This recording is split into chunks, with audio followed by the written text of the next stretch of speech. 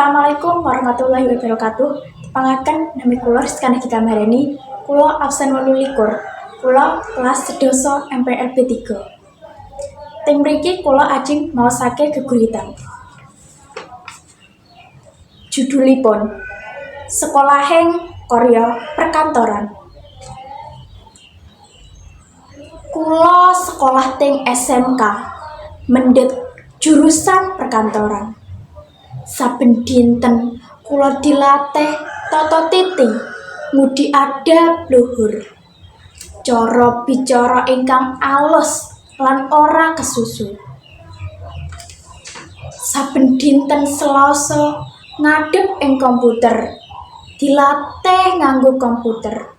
Mulai saking ngangkat telepon, ngarsip surat mlebet lan medal dados resepsionis.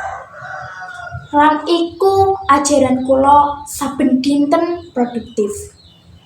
Kula dilatih kaya menika ben supados siap kangge makarya, supados saged mandiri. Karena kula duweni cita-cita ingkang kerja teng kantor. Lan mugi-mugi cita-cita kula terwujud supados bisa bahagiaken wong tua kula.